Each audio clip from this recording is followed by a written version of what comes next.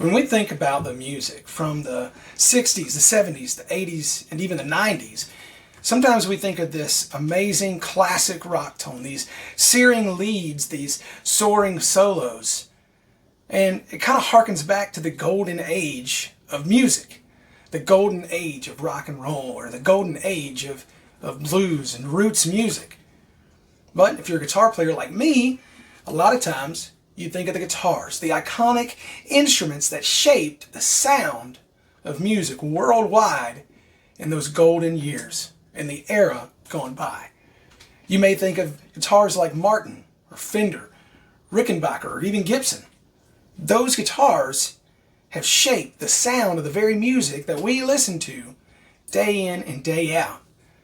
Just jump in any car and turn on any radio station, and all of a sudden the solos from Duane Allman or Eric Clapton will come blaring and screaming through the radio at you, carry you away to a bygone era.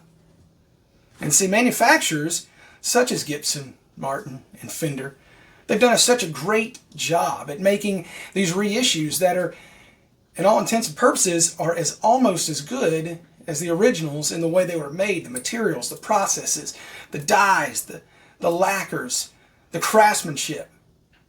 And why is that? It's because those are the guitars that changed and affected our lives in the way that we look at music, and even made us want to get a guitar to begin with and start playing.